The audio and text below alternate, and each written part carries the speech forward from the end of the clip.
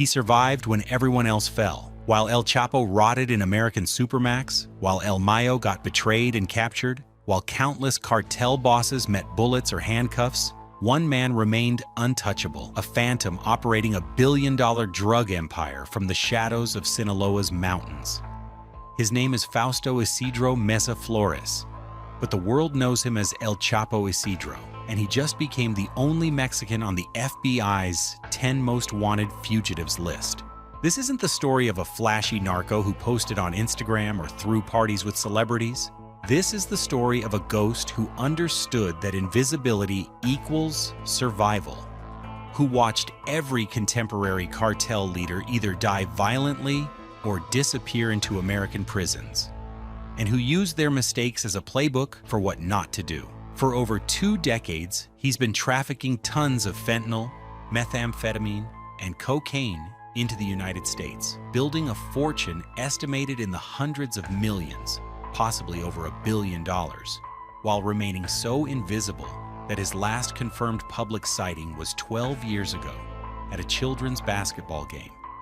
But in February 2025, everything changed. The FBI placed a $5 million bounty on his head and elevated him to their most prestigious wanted list, the same list that once held Osama bin Laden. The United States government has decided that El Chapo Isidro's time is up, that the ghost must be caught, and that the billions in fentanyl flooding American streets must be stopped at the source. Today we're breaking down how a low-profile sicario became one of the most powerful cartel bosses in Mexico, how he built an organization that survived every cartel war and government crackdown, what finally put him on America's radar as public enemy number 1, and what his fate will look like when, not if, the United States finally catches the last ghost standing. This is the rise, reign, and inevitable fall of El Chapo Isidro. Fausto Isidro Meza Flores was born on June 19, 1982, in Guasave, Sinaloa, the heartland of Mexican drug trafficking, where narco culture runs deeper than government authority. While most kids his age were worried about school and sports, young Fausto was growing up in a world where the biggest role models weren't teachers or athletes. They were drug lords controlling billions of dollars and entire territories. By the time he was a teenager in the mid-1990s, Fausto had already made a decision that would define his entire life. He entered the drug trade under the mentorship of one of Mexico's most legendary traffickers, Amado Carrillo Fuentes, known as El Señor de los Cielos, the Lord of the Skies, the leader of the Juarez Cartel. This wasn't just any mentor. Amado Carrillo Fuentes was revolutionizing drug trafficking by using fleets of Boeing 727 aircraft to transport cocaine from Colombia to Mexico, earning hundreds of millions of dollars and becoming one of the wealthiest criminals in the world. Young Fausto absorbed everything: the logistics, the routes, the importance of corruption, and most critically, the art of staying invisible while building an empire. But in 1997, everything changed. Amado Carrillo Fuentes died during plastic surgery, reportedly trying to alter his appearance to evade capture. The irony wasn't lost on the young sicarios who had worked for him. Even the Lord of the Skies, with all his wealth and power, couldn't escape the inevitable end that awaited cartel leaders. After Carrillo Fuentes' death, Fausto faced a choice that would define his career. The Juarez cartel was fracturing, leadership was in chaos, and young operators like him needed to find new patrons or risk becoming casualties in the power vacuum. Fausto made a calculated decision. He joined the Beltran Leyva organization, which at that time was still allied with the Sinaloa cartel. The Beltran Leyva brothers, Marcos Arturo, Carlos, Alfredo, and Hector, were rising powers in the drug trade, known for their brutality, their sophisticated operations, and their willingness to invest in young, talented operators. Fausto proved himself quickly. He wasn't the loudest or the most violent sicario in their ranks, but he was strategic, reliable, and most importantly, he kept his mouth shut. These qualities made him invaluable in an industry where loyalty was bought with fear and betrayal was commonplace. By his mid-20s, Fausto had earned the nickname El Chapo Isidro, the short Isidro. The name wasn't just about his height. It was a sly reference to the other famous Chapo who dominated headlines, Joaquin El Chapo Guzman, leader of the Sinaloa Cartel. Some saw it as mockery, others as a deliberate strategy to hide in the shadow of a more famous name. Fausto rose through the Beltran Leyva organization's ranks, eventually becoming the right-hand man to Alfredo Beltran Leyva and leading his own armed group called Los Mazatlecos, a feared enforcement unit operating primarily along the Sinaloa coast in cities like Mazatlan, Guasave, and Los Mochis. In 2008, the Mexican drug trade exploded into its most violent chapter. Alfredo Beltran Leyva was arrested, and the Beltran Leyva brothers accused El Chapo Guzman and the Sinaloa cartel of betraying them to authorities. The alliance shattered, and what followed was a brutal civil war that would reshape Mexico's criminal landscape. This was the moment that separated survivors from casualties. Many operators tried to play both sides, hoping to wait out the violence and join whoever won. Others fled the country entirely. Some tried to go independent and were crushed by larger forces. El Chapo Isidro made a different choice. He stayed loyal to the Beltran Leyva brothers. This decision seemed suicidal at the time. The Sinaloa cartel was more powerful, better connected, and had the resources to wage total war.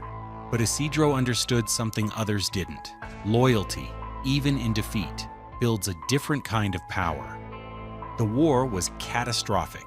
Bodies piled up across Sinaloa, Sonora, and Nayarit.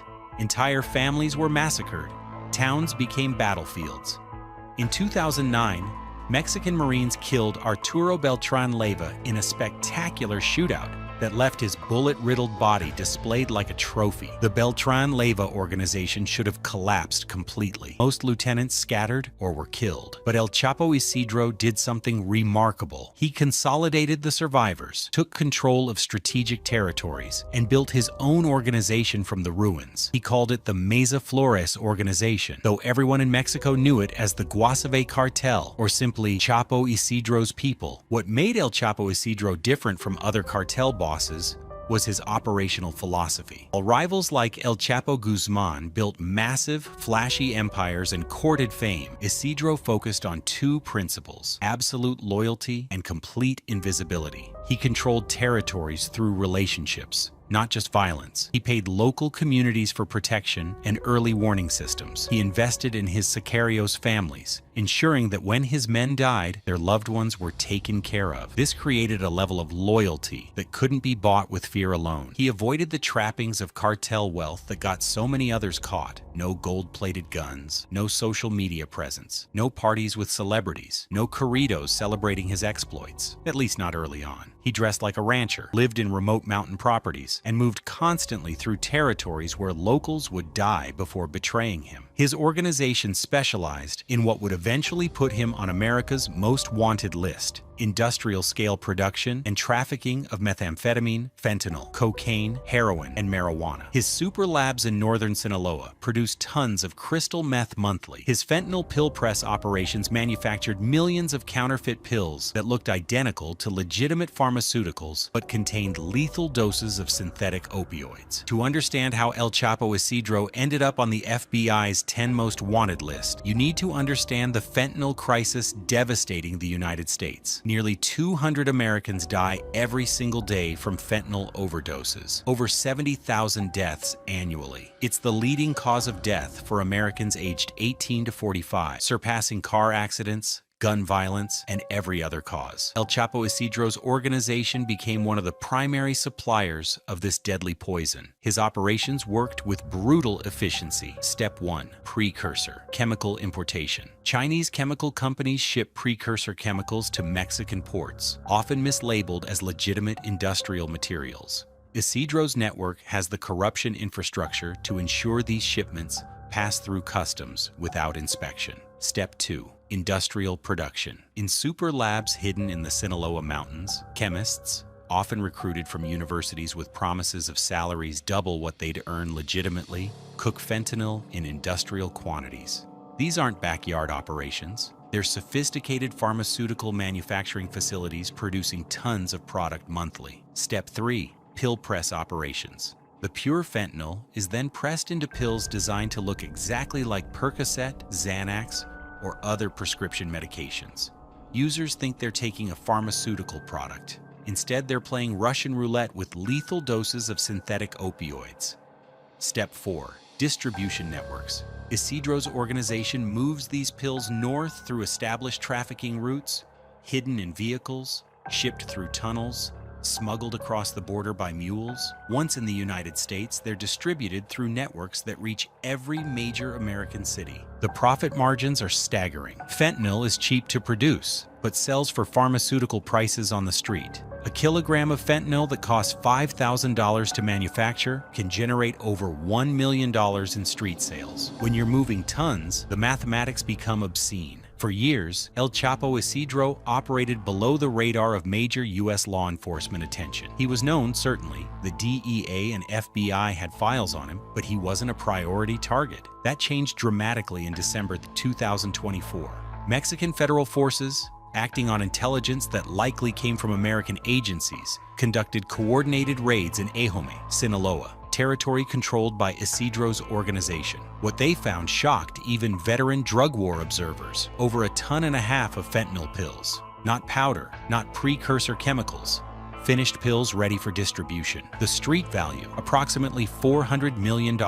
This was the largest fentanyl seizure in Mexican history, and it was directly linked to El Chapo Isidro's organization. The bust revealed the industrial scale of his operations and confirmed what U.S. authorities had suspected. Isidro wasn't just another regional trafficker, he was running one of the most significant fentanyl production and distribution networks in North America. But here's what made this seizure particularly significant. It happened in the context of the Sinaloa Cartel's civil war. After El Mayo Zambada's capture in July 2024, the cartel fractured into warring factions: Los Chapitos, El Chapo's sons, versus La Mayiza, El Mayo's faction. The violence was catastrophic, with hundreds dead and Sinaloa's capital, Culiacan, becoming a war zone. Intelligence reports suggested El Chapo Isidro had allied with La Mayiza, providing them with firepower, money, and strategic support. This alliance made him a significant power broker in Mexico's most important criminal organization. He wasn't just trafficking drugs anymore. He was potentially positioning himself to control the entire Sinaloa cartel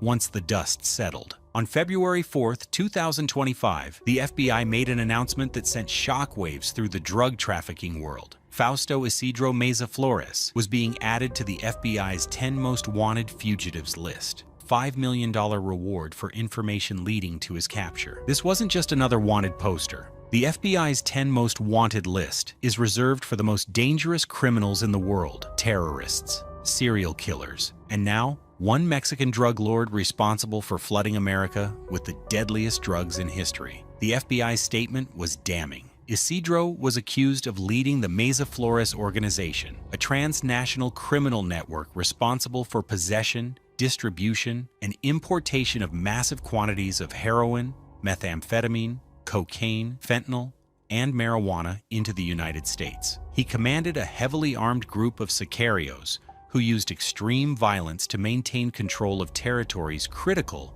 for drug production and transportation. But what really caught attention was what the FBI didn't say. They had almost no current intelligence on his location. No recent photos, no confirmed sightings in over a decade, no intercepted communications. The ghost had remained a ghost, even as he built a billion-dollar empire. While the FBI hunted him, El Chapo Isidro was making his most audacious power play yet.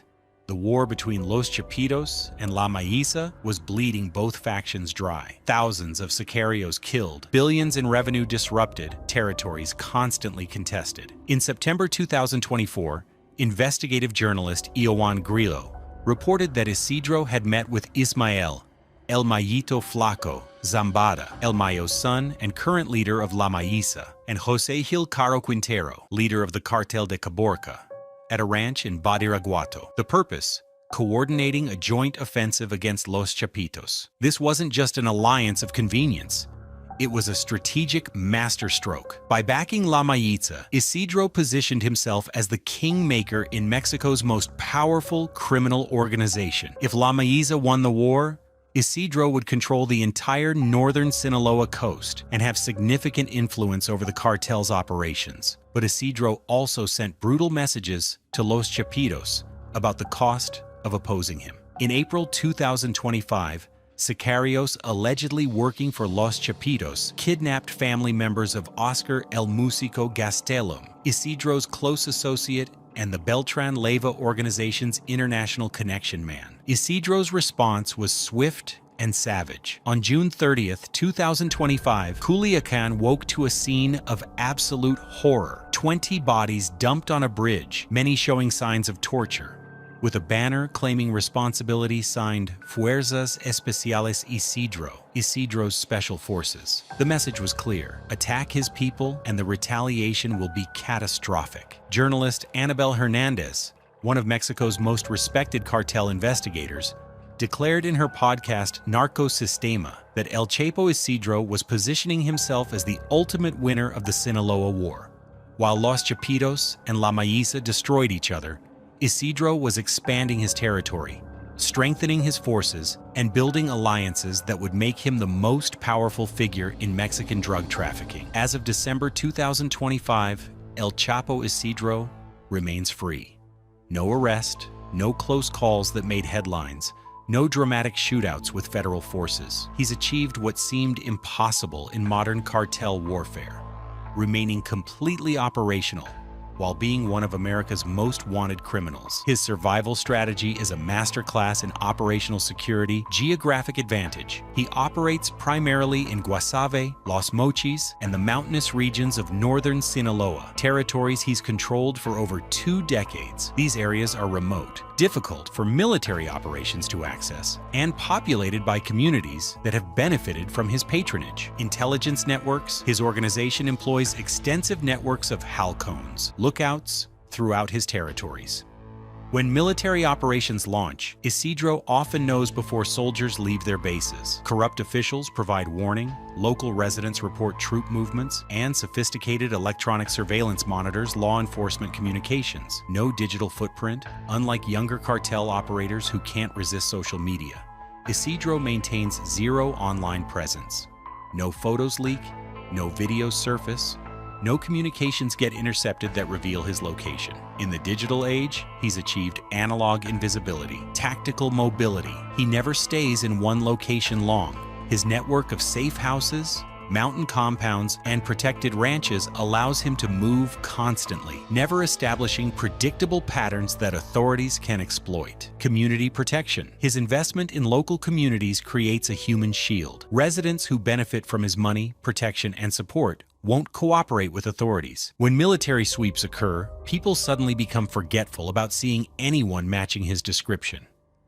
El Chapo Isidro's longevity becomes even more remarkable when you compare him to other major cartel figures. Joaquin El Chapo Guzman built a massive empire, became internationally famous, couldn't resist meeting with actors and giving interviews. His need for recognition led to his capture, extradition, and life sentence in American supermax prison. Current status: will die in prison. Ismael El Mayo Zambada operated for decades in the shadows, maintaining a low profile similar to Isidro's strategy. But in July 2024, El Chapo's son betrayed him, drugging and kidnapping him on a plane to Texas. At 76 years old, he now faces American prosecution and will likely die in prison. Current status: awaiting trial, bail denied. Arturo Beltran Leyva flaunted his wealth and power through lavish parties, maintained high visibility in criminal circles. Mexican Marines cornered him in a luxury apartment in 2009 and killed him in a fierce gun battle. His body, riddled with bullets and surrounded by cash, became the iconic image of cartel excess. Current status: dead. Hector Beltran Leyva took over after his brother's death, tried to maintain a lower profile but couldn't match Isidro's discipline. Arrested in 2014,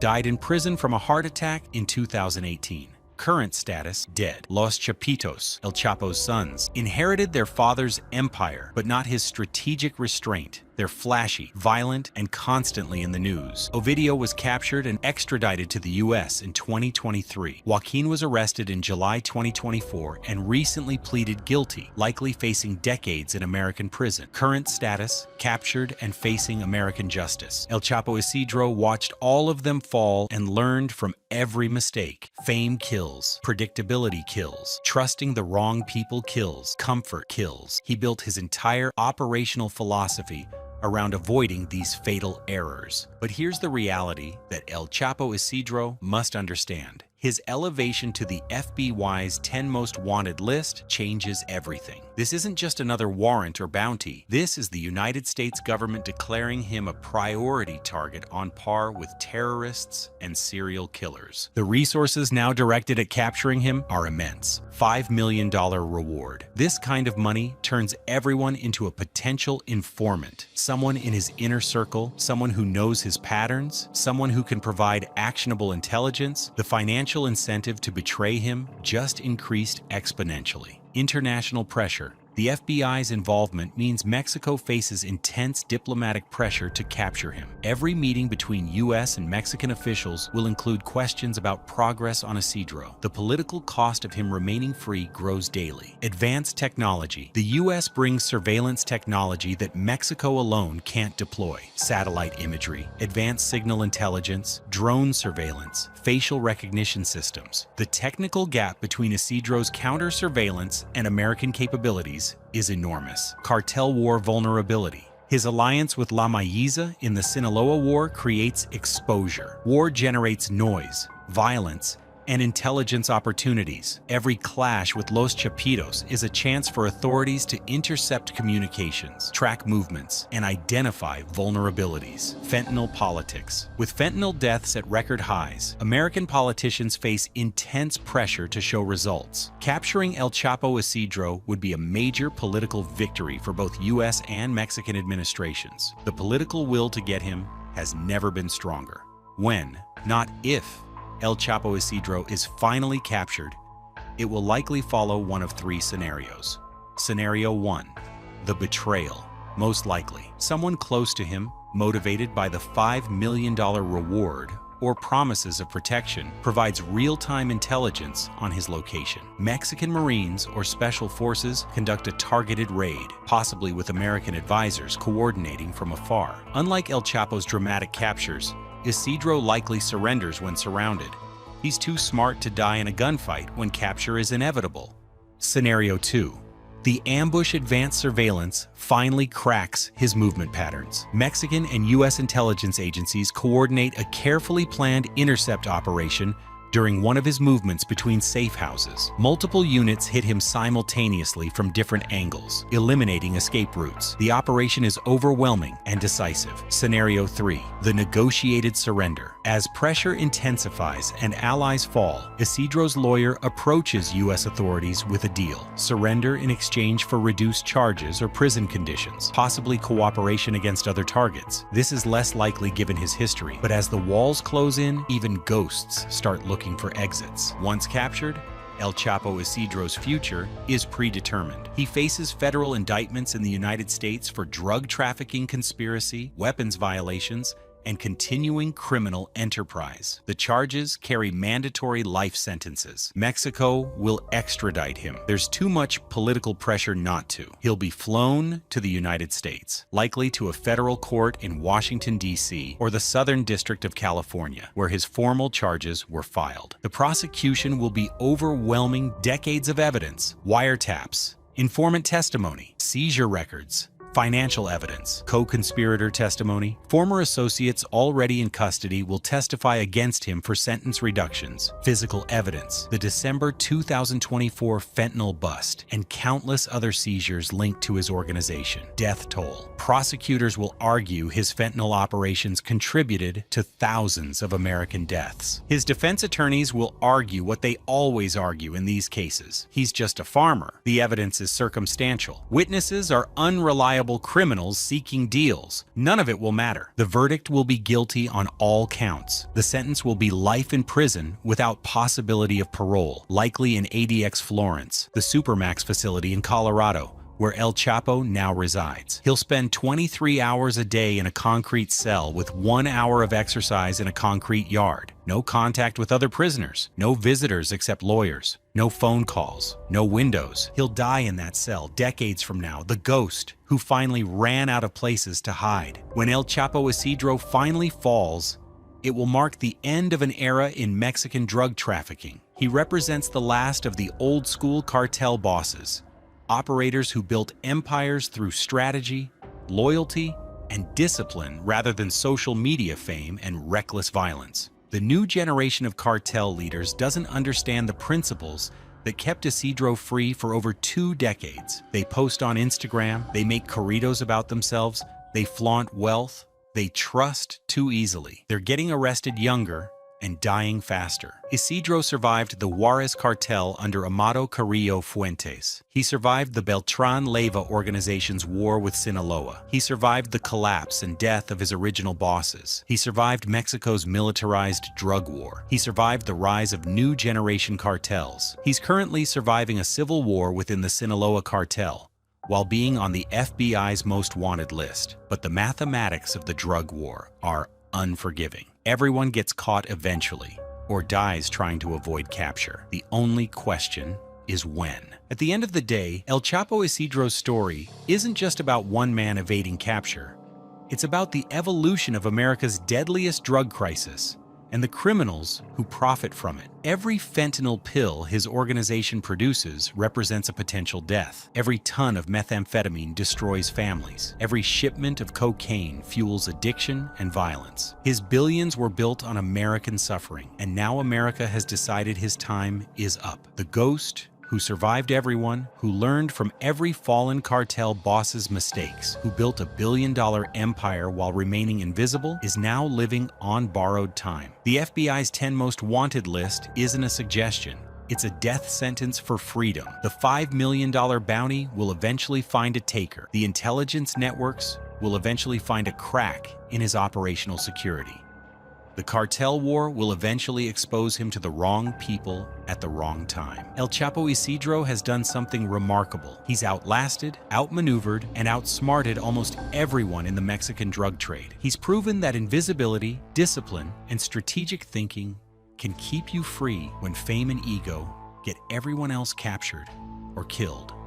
But there's no such thing as a cartel boss who retires peacefully. There's no happy ending in the drug trade. There's only capture or death, prison or graves. The ghost might have delayed the inevitable longer than anyone thought possible, but the ending is already written. The only questions that remain are, how much longer can he stay free? Who will finally betray him? And when he's sitting in that American supermax cell, will he think the billions and the power were worth spending the rest of his life in a concrete box? Somewhere in the mountains of Sinaloa, El Chapo Isidro is probably reading these words, probably laughing at the predictions, probably confident that he'll continue evading capture like he has for over 2 decades. But the FBI is patient, American justice is relentless, and history shows that in the drug war, the House always wins eventually. The last ghost standing will soon join all the others who thought they could run forever. What do you think? How much longer can El Chapo Isidro stay free? Will he surrender, get betrayed,